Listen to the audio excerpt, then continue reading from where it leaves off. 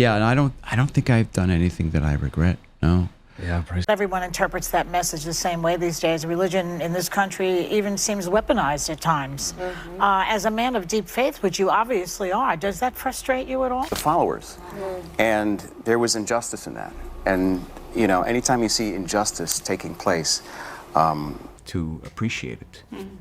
You can be an atheist and love the show. And we get letters and messages from atheists all the time saying... There are interviews, and then there are moments that shake the room. Moments that leave even the most hardened skeptics scrambling for words. Jonathan Roumie's conversation with this interviewer was one such. First, let's just briefly mention the view, which Jonathan also mentioned later on. We're kind of referring to whoever they are in that space that might be hostile towards people, you know, that have my beliefs. Would they even care to have me on? And if they care to have me on, well, why do they want me on? Is it just to try to make... Yes, that view. From the very moment Jonathan Roumie sat down on The View, it was clear this wasn't going to be a lighthearted promotional segment. Everyone interprets that message the same way these days. Religion in this country even seems weaponized at times. As a man of deep... But instead of reacting defensively, Roumie did what few could. He stood his ground, not with anger, but with calm conviction. He brought clarity, compassion, and most importantly, truth. First and host start asking him about the anger on Jesus, which she really think can stop Jonathan, but wait for Jonathan reply. Side of him, though, we see what I'd like to call righteous anger. Can you talk about what brings him to that place? Jonathan answered absolutely nothing but honesty. Grace with all those encounters. Now, often when we think of Jesus, we think of his peacefulness, right? The Prince of Peace. This season, we see another side of him, though. We see what I'd like to call righteous anger. Can you talk about what brings him to that place? Yeah, hypocrisy. Hypocrisy within the church establishment, the temple establishment of his time. So seeing religious leaders basically subvert the meaning behind and the practices of his faith at the time and extort the poorest of the poor during the holidays, you know, when they all had to bring their sacrifices to be slain for Passover. They were getting, you have to pay taxes, and then you have to pay Roman tax, and then there's a conversion tax, and there's all of these these bills, excuse me, fines that were levied essentially just to be able to practice your faith. And among very many other things, that was the last straw for him. And so he wanted to basically reset the temple. And we see that in this season. Yet, even with the pressure, Roumie later reflected. Thank you. I think for a millisecond, I was like, oh, I wonder how this is going to go. But I was never worried. I prayed about it, of course. And like everything else that I've committed to on this journey, I have to surrender it. I'm like, Lord, you've given me this opportunity. Must be for a reason. So I'm not going to worry about the consequences. I'm not going to worry about anything. I'm just going to go authentically be who you made me to be and just be present to people. What happened next on The View was unexpected, but we'll come back to that. First, let's walk through how Jonathan has handled these challenges time and time again, and why he's become a symbol of unshaken faith in a skeptical world. Jonathan Roumie, known for his powerful portrayal of Jesus in The Chosen, has drawn widespread attention, not only for his acting, but for his bold, unapologetic faith. During this interview with Pixie Eye, however, the hosts got more than they bargained for. They kicked things off with a carefully chosen clip from the series, clearly aiming to steer the conversation in a certain direction. What they didn't expect was Roumie's calm, precise dismantling of their atheistic perspective. Take a look. It is on its way to becoming one of the most popular TV series of all time, with a fan base all over the world. We are talking about The Chosen. Here's a look. You Pharisees, you cleanse the outside of a cup and the dish, and then you eat and drink food that goes into a body that inside is full of greed and wickedness. You fools! Did not he who made the outside make the inside also? But give as alms those things that are within. So why did the hosts choose that particular clip to kick off the interview? What was the real intention behind it? And more importantly, What message were they trying to send? Before we dive into that deeper question, let's take a moment to break down how Jonathan responded, calmly, clearly, and without flinching. Because by the end of this exchange, it became clear this wasn't just a friendly conversation. It was more like an interrogation. They pushed him to admit that portraying Jesus was merely a role, just another character pulled from the pages of an old religious text. But they didn't stop there. They pressed harder, asking whether the pressure of playing a divine figure ever became too much. And what kind of pressure were they really referring to? Let's take a closer look. And Elizabeth Tavish, who portrays Mary Magdalene. Good morning. Thank you both for being here. Thanks for having us. Congrats on the popularity of the show. Thank you. It's a huge deal. It's wild. We were just talking in the break. I have to know, do you guys feel this added pressure playing these enormous characters, Jesus and Mary Magdalene? They were referring to the weight of portraying someone divine, as if Jonathan was simply pretending to be something he's not. But Roumie made it clear, this wasn't about pretending. He wasn't cast by coincidence. He believes God placed him in this role for a purpose, and he's come to embrace that fully. Even Jesus faced doubt, he reminded them. He was challenged constantly, just as Roumie was being challenged in that very moment. I think I felt the pressure pretty early on, and then after a little bit of reflection, I realized that I'm here playing this role for a reason. You know, I think God put me in this position for a very specific reason, and so I have to accept that and just do the best I can with the gifts and talent. After navigating that question with grace, the host made another attempt to corner Jonathan. This time, shifting the focus to his popularity.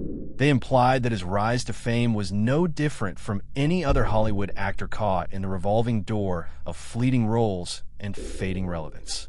In their eyes, Roumie was just the next name in line for the spotlight. Story, obviously, one of the best stories you're pulling from the Bible. You're relatable and you're aspirational, so you kind of have the best of both worlds. People are obviously interested in the characters, Mary Magdalene and Jesus, but now fans are really interested in you guys as people. How has that? At that moment, the hosts likely felt they had him cornered. It wasn't about his actual answer. They were more interested in dissecting how he would respond. Would he embrace the fame or try to distance himself from it? But instead of playing into their setup, Jonathan flipped the script entirely, and what followed was nothing short of a mic drop. Watch how he handled it. You know, fame is a double-edged sword. You know, it gets you certain benefits in society, and other times you have unexpected encounters with people that are super passionate about the show, and some of them are more appropriately timed encounters than others.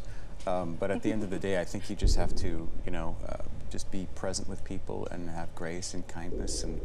And when people are sort of occasionally overstepping boundaries of space, you just try to gently let them know that, you know, I'm Jonathan, I'm not Jesus. So, you know, I kind of need my own sort of space as a person, as a human being. Even Jesus needed space. That's why he went off to pray by himself so often, because he was swarmed by people. So it's something that in a sort of a microcosm, I'm beginning to understand why. Jonathan calmly put them in their place, reminding them that fame is fleeting. Even Jesus, he pointed out, had crowds who followed him, and just as many who opposed him. He took time to be alone. He withdrew. He prayed. The hosts were clearly expecting a surface-level, celebrity-style response. Instead, they were hit with a perspective rooted in timeless truth and spiritual depth. Well, we know the stories from the Bible are obviously deep. This season is going to take an even deeper tone. Can you kind of guide us into that, Jonathan?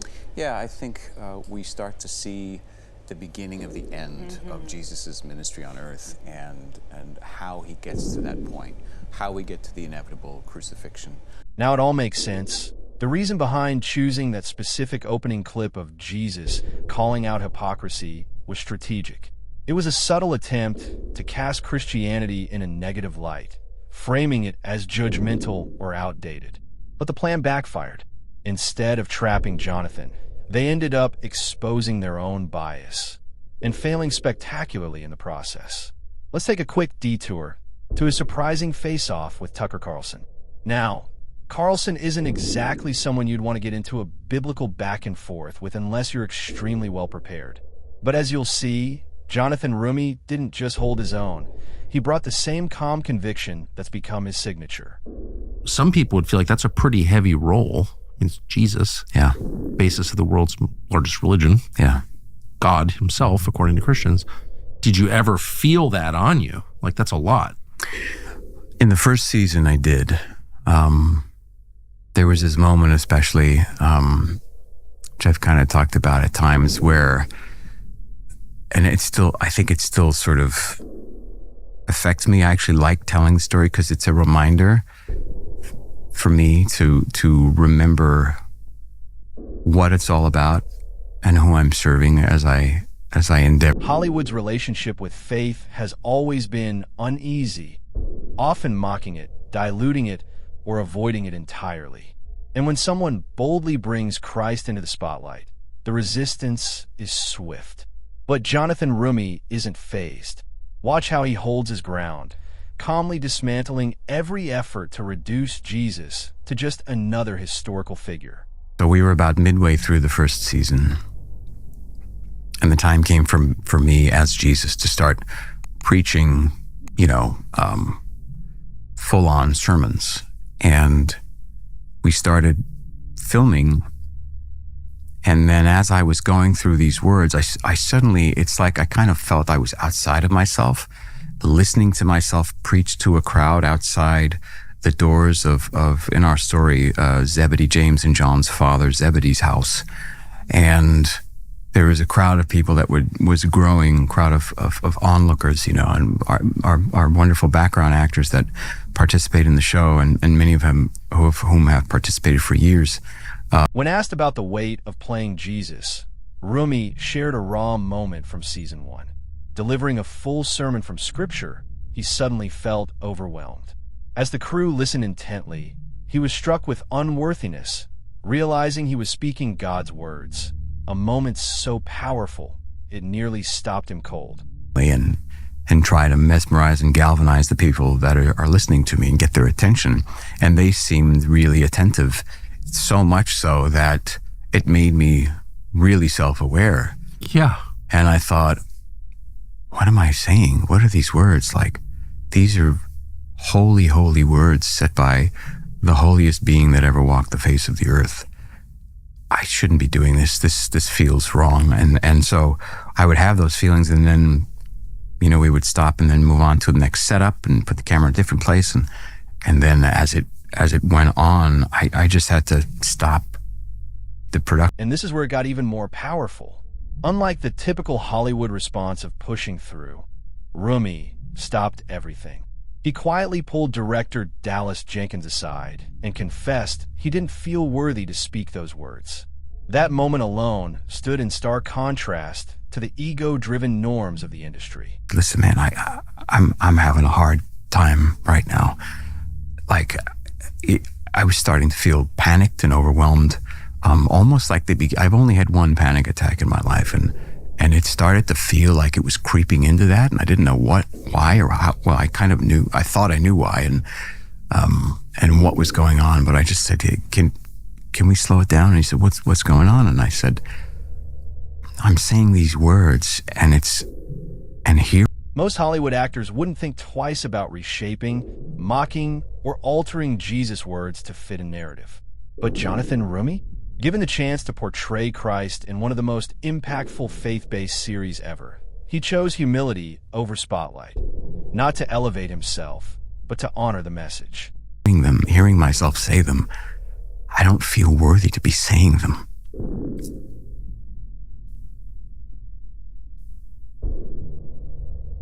This is why I tell this story, because it drives home the point of the gift that I've been given in playing this role. And how did Dallas Jenkins respond in that vulnerable moment?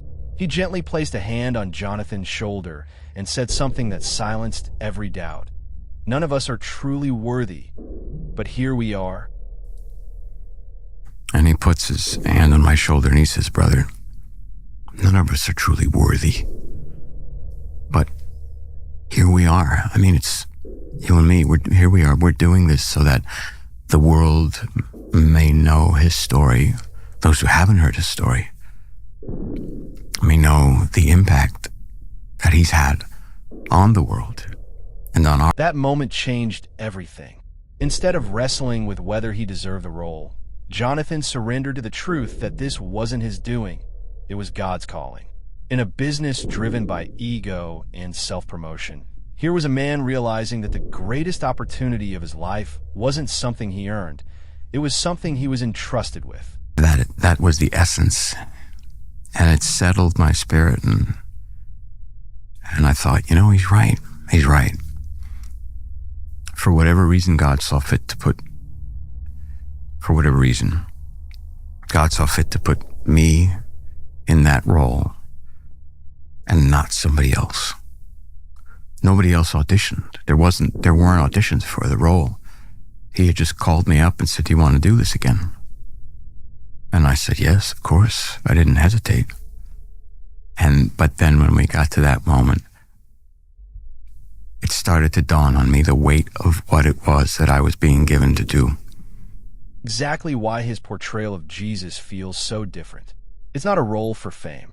It's not a move for personal glory.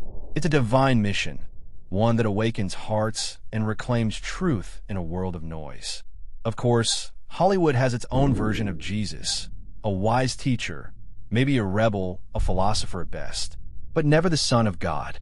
His divinity is diluted, his miracles dismissed, the message reimagined to fit a modern mold. But Jonathan Roumie refuses to play along. And would then inform the encounters and the experiences that I would have. His unwavering stance is rooted in a lifelong journey of faith. Raised Greek Orthodox, later confirmed Catholic, Roumie didn't stumble into belief for the sake of a role. He spent years deepening his relationship with God, not branding it for popularity, but living it out for real. So I made my first communion and my confirmation as a Catholic, and probably when I got into my early 20s, I was revisiting the idea of my Orthodox roots as cousins and family members were getting married in the Orthodox Church, and I so admired the beauty and the sanctity with which they approach the liturgy, which is quite different than Catholicism for the most part. I mean, there's Eastern Catholic rites which are more similar to Greek Orthodox, but it was different. But it didn't draw me to go back completely. And that's what truly sets him apart from the typical Hollywood narrative. In a culture obsessed with reinvention, where many abandon their values for the next trend or paycheck, Roumie has chosen the opposite path. He's leaned deeper into his faith, embracing prayer, the sacraments, and the rich tradition of the church.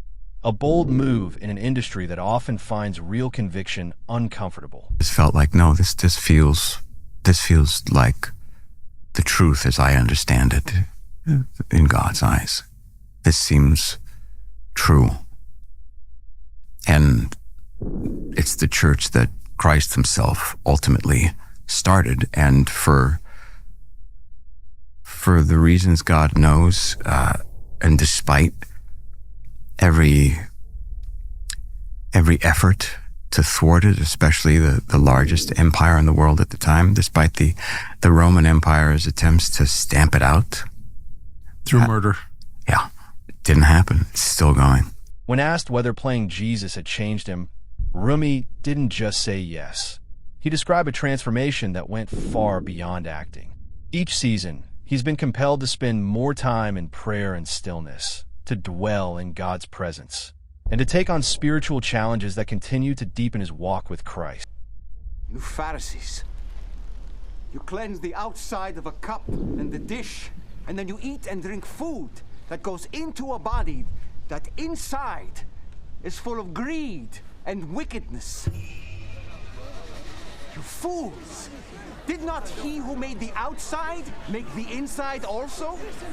But give as alms those things that... Most actors say a role changes them, but usually they mean psychological preparation, digging into a mindset or emotional framework. But Roumie? He's not studying Jesus from the outside. He's encountering him from the inside. That's the difference. And it's a difference Hollywood can't wrap its head around. And that means something to me. And so doing this show, playing the character of Jesus, working with the Hallow app, doing all these prayer and meditation challenges with them, learning more about other stories of faith, other people of faith through like the challenges that we have coming up for Lent here. I've grown deeper in my faith. It's drawn me closer to the church, to want to know more about the aspects of the church that I didn't necessarily grow up learning, In a world where the entertainment industry glorifies self-reinvention and bending to the latest cultural ideology, Roumie stands apart. He's not molding Jesus to fit today's narrative. He's letting Jesus shape him. That kind of faith-driven authenticity is exactly what makes The Chosen such a revelation. And let's not forget the boldness of The Chosen even existing in today's climate. A series that doesn't dilute the gospel, that doesn't reduce Christ to a vague life coach or spiritual influencer, but instead proclaims him as the Son of God, clearly and unapologetically. It was where you went to catechism, CCD after school. And I didn't learn any of the things that I've learned in the last several years because that's just not designed that way. And the church has such a rich history and tradition. It's so vast.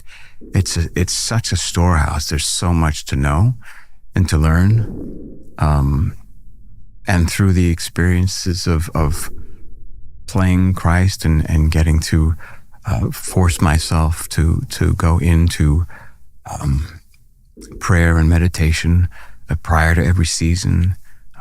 That's exactly why The Chosen is one of the most successful crowd-funded series in history. People are tired of empty narratives. They're hungry for truth. They've had enough of watching faith being mocked or ignored on screen. And this show delivers what Hollywood won't. The industry still doesn't get it. It can't figure out why this show has captivated millions, why faith is rising instead of falling, and why an actor like Roumie would choose Christ over career. But we know the answer because God is still moving. Jonathan Roumie isn't just another actor with a big role. He's walking evidence that when you give your life to Christ, He'll use you in ways you never imagined. So let the critics sneer, let Hollywood keep producing sanitized, watered-down stories. It won't stop the truth. Because The Chosen is breaking records, transforming lives, and proving that the gospel still has the final word. Through these periodical prayer challenges, like we just did one in Advent for Hallow, and now we're doing the Pray 40, which starts today, Ash Wednesday. It's forced me to just spend more time in the Yet his confrontation with Tucker Carlson cannot be compared to how he shut down woke Christian mentality on The View. When Jonathan Roumie returned to The View promoting the new season of The Chosen, he wasn't just bringing entertainment. He brought purpose. The questions started lightly. The show's success, its global reach, his portrayal of Jesus. But as soon as the conversation shifted towards social responsibility, the tone changed. Side of him, though, we see what I like to call righteous anger. Can you talk about what brings him to that place? Yeah, hypocrisy. Hypocrisy within the church establishment, the temple establishment of his time. So seeing religious leaders basically subvert the meaning behind and the practices of his faith at the time and extort the poorest of the poor during the holidays, when they all had to bring their sacrifices to be slain for Passover. They were you have to pay taxes, and then you have to pay Roman tax, and then there's a conversion tax, and there's all of these these bills, fines that were levied essentially just to be able to practice your faith. And among very many other things, that was the last straw for him. And so he wanted to basically reset the temple. And we see that in this season. Roumie discussed portraying a Christ that gets angry at religious corruption, a timely parallel that hit close to home in the interview itself. The host challenged the message, some even implying that Christianity as it's preached today fosters division. and that means something to me. And so doing this show, playing the character of Jesus, working with the Hallow app, doing all these prayer and meditation challenges with them, learning more about other stories of faith, other people of faith through like the challenges that we have coming up for Lent here. I've grown deeper in my faith. It's drawn me closer to the church, to want to know more about the aspects of the church that I didn't necessarily grow up learning. I went to public school, so I had the Tuesday afternoon catechism. In a world where the entertainment industry glorifies self-reinvention and bending to the latest cultural ideology, Roumie stands apart. He's not molding Jesus to fit today's narrative. He's letting Jesus shape him. That kind of faith-driven authenticity is exactly what makes The Chosen such a revelation. And let's not forget the boldness of The Chosen even existing in today's climate. A series that doesn't dilute the gospel, that doesn't reduce Christ to a vague life coach or spiritual influencer, but instead proclaims him as the Son of God, clearly and unapologetically. That's exactly why The Chosen is one of the most successful crowd-funded series in history. People are tired of empty narratives. They're hungry for truth. They've had enough of watching faith being mocked or ignored on screen. And this show delivers what Hollywood won't. The industry still doesn't get it. It can't figure out why this show has captivated millions, why faith is rising instead of falling, and why an actor like Roumie would choose Christ over career. But we know the answer because God is still moving. Jonathan Roumie isn't just another actor with a big role. He's walking evidence that when you give your life to Christ, He'll use you in ways you never imagined. So let the critics sneer. Let Hollywood keep producing sanitized, watered-down stories. It won't stop the truth. Because The Chosen is breaking records, transforming lives, and proving that the gospel still has the final word. Through these periodical prayer challenges, like we just did one in Advent for Hallow, and now we're doing the Pray 40, which starts today, Ash Wednesday. It's forced me to just spend more time in the present. Yet his confrontation with Tucker Carlson cannot be compared to how he shut down woke Christian mentality on The View. When Jonathan Roumie returned to The View promoting the new season of The Chosen, he wasn't just bringing entertainment. He brought purpose. The questions started lightly. The show's success, its global reach, his portrayal of Jesus.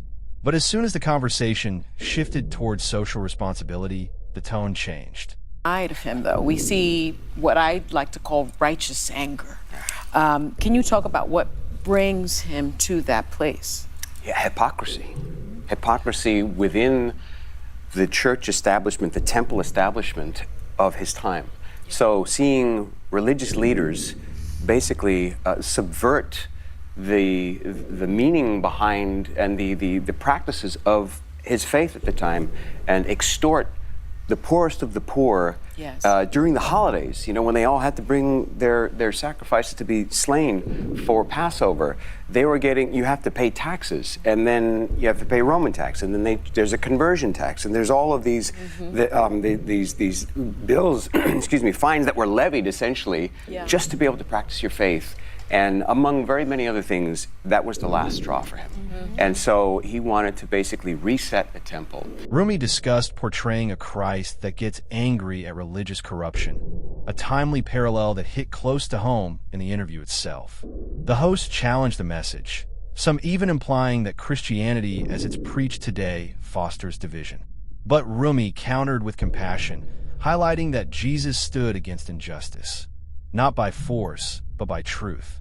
He reminded the audience that his role demands spiritual responsibility, not just screen presence. Can you talk a little bit about how you take care of yourself in order to be the person people would like you to be and also stay who you are? Yeah, I think for me it really comes down to making sure that I'm right in my own relationship with God. And for me, that means acting out my faith, practicing my faith, and then trying to live at times very difficultly by the the modicums of how to approach life that Jesus taught. Like, he set a really high bar, and it's not easy to follow in his footsteps or his sandal steps.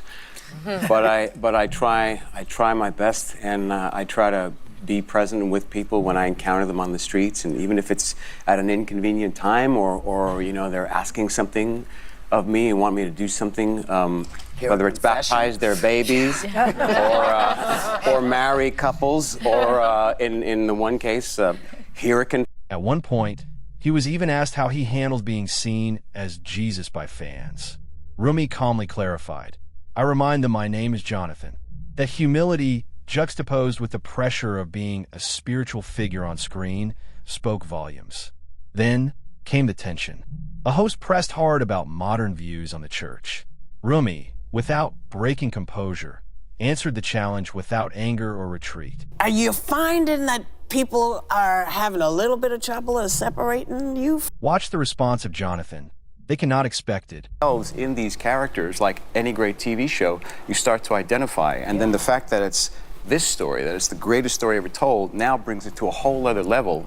And they're like, oh, I can relate to Jesus in a way that I never thought I could before. And then, as Sunny Hostin tried to challenge him, she ended up conceding in modern society. Our crew, Zach, came to me months ago and said, I'm Catholic. You gotta watch this show about Jesus. I was like, I know a lot about Jesus, and I don't.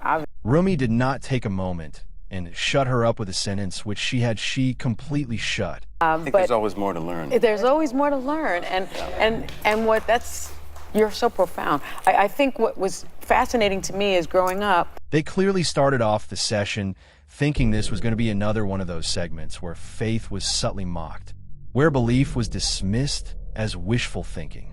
But how wrong she was. But Roumie nailed it. And that's the power of how Roumie handles confrontation. Not with retaliation, but revelation. So don't go anywhere, because in the end you'll get to see how Jonathan responded in a completely different follow-up interview. It's a whole new layer to the story.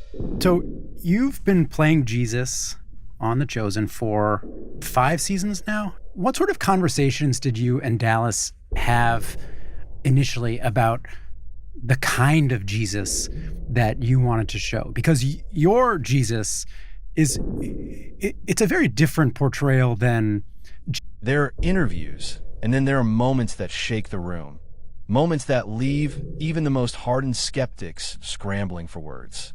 Jonathan Roumie's conversation with his interviewer was one such. Jim Caviezel's Jesus in The Passion of the Christ, or Willem Dafoe's in The Last Temptation of Christ, or you know what else is a good one, but also very different than yours, is Max von Sydow. Oh, yeah. You know, the greatest story ever told. Mm-hmm. But all of those Jesuses, or Jezi, I don't know what they're... Right from the start, Roumie's presence was calm, yet commanding. The topic was faith in an increasingly secular world, a world that, as Roumie puts it, has tried to banish God from visible culture.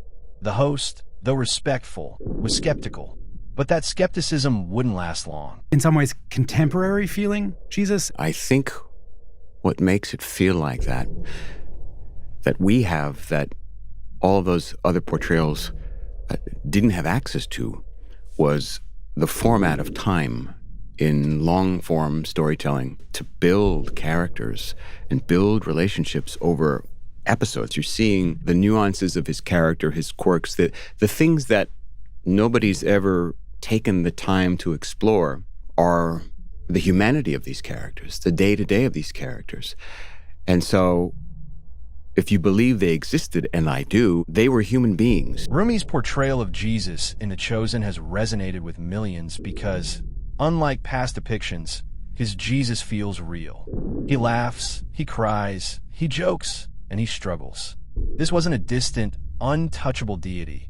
It was a Jesus people could relate to. And then he goes through it. I'm like, okay, I get that. I'm just in my head, I was thinking of that sort of cliche of an actor saying, oh, what's my motivation? In your case, the answer, well, you got to bring about the salvation of the world. Play it like that. Saving souls. I got to save more souls. And so the decision was made that you were going to do The Chosen. Before that, maybe scuffling is too strong of a word, but you were just sort of a jobbing actor. Struggle busing. Struggle busing. How does it happen that a struggle busing actor makes it big playing Jesus? I think that the path to that is absolute and uncompromising surrendering to a higher power, things that are beyond my control. This wasn't just an actor speaking. It was a man who deeply believes what he portrays. Then came the question that changed the tone of the conversation, when the host asked if he thinks a non-believer could authentically play Jesus. What does your faith allow you to give to the role that a non? No, it's interesting because you're saying that who you are allows you to play the role of Jesus with a particular authenticity. Do you feel that someone who is a non-believer could? Roumie paused, smiled, then, in a measured tone, delivered one of the most profound responses I've ever heard. Or a non-Catholic might not be able to give. I feel that it lends an authenticity to the role that allows me to understand more of why Jesus did the things he did and said the things he did than somebody who is completely unfamiliar. And I think I struggle to follow Jesus like anybody else who considers themselves a Christian. But the struggle is part of it. And I think God knows what we struggle with, but we're still challenged to do what he would do in those situations. And I think because I actually believe that seems to have lent me a kind of credibility and an authenticity in approaching the character that maybe people haven't seen. At this point, the host was totally speechless. But Roumie's own story is one of surrender, something many atheists, including this host, struggle to grasp. That you're getting that sort of attention combined with the fact that you're getting it for playing Jesus strikes me as a potentially psychologically and spiritually combustible situation. Does it feel that way to you? No, because I recognize that none of this is about me.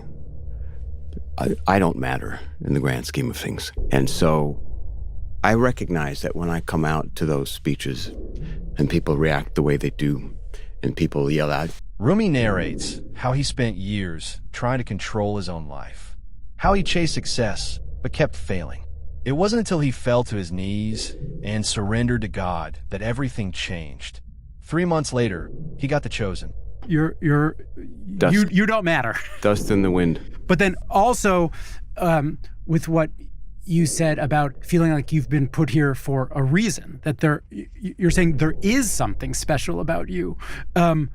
Those seem to me like somewhat contradictory ideas. How do you reconcile them? And then also, there was never some small part of you that's like, oh, I am special. There's people liking me because I'm special, and that means that I matter in some way. None of that little sort of ego gratification temptation ever creeps into your head? I think if I said there wasn't anything at all, I'd be lying. Do I allow it to become my reason for doing what I do? No. So the paradox that you're describing, I guess it is kind of hard to make that distinction. Yes, there's for me a sense of mission, but the mission is about Jesus, in this case with the chosen. It's about God. That's what this experience is. This is where Roumie's words pierce through the skeptic mindset. Atheism thrives on control, on the idea that humans shape their own destiny. But what if true freedom comes from letting go? The moment of total humiliation came when Roumie made this atheist host understand that being a Christian comes with many battles, including spiritual attacks. Roxy McDevitt says, Jonathan, have you experienced more escalated levels of spiritual warfare the longer you've been in this unique role? What are some of the ways you fight spiritual attacks? Being a Christian comes with deep spiritual battles, and Jonathan Roumie has felt the weight of that responsibility. In this interview, he openly discusses the spiritual attacks he has endured and how he fights them, and with a grace so profound it brought the host to his knees. fight any and all spiritual attacks with prayer, with the Rosary, Divine Mercy, the Angelus, all of those. I feel like I've become more hyper aware of spiritual warfare, and I've probably sensed more attacks. I haven't been struck by lightning, praise Jesus, at this point. That did happen, didn't it? Happened to Jim, yeah, while he was on the cross. So Did you I'm ask him what praying that was doesn't like? happen. That's right. We're going to make sure it's a real clear day. Yeah. Yeah. Did he tell you what that was like? I mean, it's just crazy. Yeah, basically that's kind of what the reaction was. It's like I think he's been able to make sense of it as just being part of Christ's suffering. At the end of the day, everything that he experienced, dislocating shoulder, he had heart surgery, he had all these things happen to him, as just offering it up and anything. His words suggest that spiritual warfare is not just metaphorical. It manifests physically and emotionally. But this is something an atheist never believes in. Of course, how can they believe in what they denounce? When asked how he combats these attacks, Roumie doesn't hesitate. Those 2 weeks was for the Last Supper, and I had my spiritual director. He came out to be with me, and I was sitting in the hair and makeup chair, and next thing I know, like I get these massive pains, like just shooting up into my ear, and I'm like, it's just anxiety. It's like at one point I had heart palpitations. I'm like, okay, yeah, I don't know what's happening, but I'm just, and I texted my spiritual director, who was in the other room, and he's like, I'm saying a rosary for you right now. And in 15 minutes, it all went away and everything was fine. But I think kind of speaking to what the sort of attacks and things like that, I think the spiritual attacks kind of manifest themselves in so many different kinds of ways. Maybe that's some of it. Maybe that's just physical anxiety. Maybe that's just me trying to do the best I can and not, ruin it for Jesus. So, He told about the attack during the Last Supper, how it started subtly. A strange tightness in his chest, a pain in his ear that had no medical explanation, just a growing sense that something invisible was pushing back. Then his heart began to race, pounding in a way that left him breathless, panicked. Jonathan did something rare in Hollywood. He didn't power through. He didn't call a medic. He texted his spiritual director, "Please pray. Something's wrong." Within minutes, the pain began to subside. His heartbeat slowed. The fear lifted, and Jonathan knew this wasn't just nerves. He was in the middle of spiritual warfare. That's been my state of mind for several months, especially as we get closer and closer. And I'm sure, even though I'll have a lot less dialogue once we go into the arrest and the crucifixion and the scourging, I'll have a lot less dialogue, but I don't think it'll be any less emotionally and spiritually taxing. That was the moment Roumie knew he was dealing with something spiritual, not emotional, not psychological, and not physical. The battle continued off camera. There were days he sat in silence before filming, unable to rehearse, unable to speak. He would cry without knowing why. The words of Jesus, words he had rehearsed, suddenly hit him in ways he couldn't predict. And then Jonathan get emotional. But when I last left my house before I started filming in Utah in April, I took a look around and I thought, the next time I see this place, I will have completed the Last Supper in the Garden of Gethsemane. And I was overwhelmed with emotion. I was like,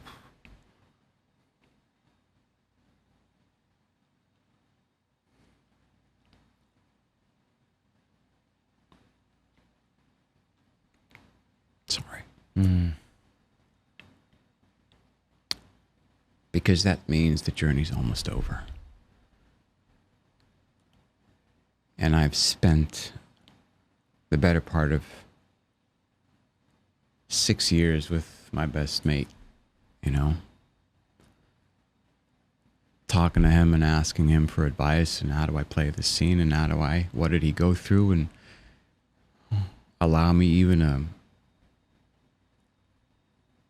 modicum of the experience that you had, even like a percent of a percent of a percent, to be able to understand. And yet the crew stood still. The cameras rolled, and something real passed through him, like he wasn't acting anymore, but being used for something divine. The weight of the role began to bleed into his life. Jonathan started praying more. He added fasting. He leaned into confession. He wasn't just performing Jesus. He was living closer to him than ever before. Experience more escalated levels of spiritual warfare the longer you've been in this unique role. What are some of the ways you fight spiritual attacks? Well, I fight any and all spiritual attacks with prayer, with the Rosary, Divine Mercy, the Angelus, all of those. I feel like I've become more hyper aware of spiritual warfare, and I've probably sensed more attacks. I haven't been struck by lightning, praise Jesus. And coming back to mockery, people think could stop Jonathan by this. They began the interview expecting just another faith segment, something easy to challenge, maybe even poke fun at. They thought it would be the usual, subtle mockery, veiled skepticism, and the dismissal of belief as nothing more than wishful thinking. But they were wrong. So very wrong. Still, even Jonathan Roumie's powerful appearance on The View is eclipsed by his jaw-dropping exchange with Raymond Arroyo on EWTN News, a moment that showcased his boldest, clearest expressions of faith. Able to book a job, but I wanted to have a firm technique that I could survive on. And so I trained in Eric Morris's system. And he was, basically a guy that combined a number of different method-based systems together to create like one of the most comprehensive acting systems anybody could ever study, which I use still to this day. You still use that to prepare for the, how did you apply that to this role? I mean, the challenge is, you don't have the raw stuff that other, you can base it on somebody, you can build a role on a historic figure. I can't watch video exactly. No, there's no YouTube of Jesus. There's no YouTube of Jesus. In a time when faith is constantly challenged, Roumie doesn't just defend belief, he embodies it. His calm confidence, grounded in humility, makes disbelief feel small in comparison. You don't just hear conviction in his voice, you see it in the way he lives. But before there was, for me, it kind of stems back to the challenges of playing Jesus to begin with. Like, well, how do you do that?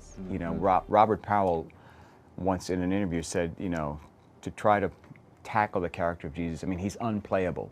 And when he made the next statement, it totally put off the atheist interviewer. Like, he's impossible to play. So none of us know what it's like to be divine. We do know what it's like to be human. So the thing that I do is to bring the utmost of my humanity to the role as Jesus, and then let the Lord and the Holy Spirit sort out the divinity aspects of it. And so I bring as much humanity as I can, he says. The divinity? I leave that to the Holy Spirit. That single line silenced the room. Because in one sentence, Roumie dismantled a central claim of atheism, that Jesus was just a man. His answer didn't just counter the narrative.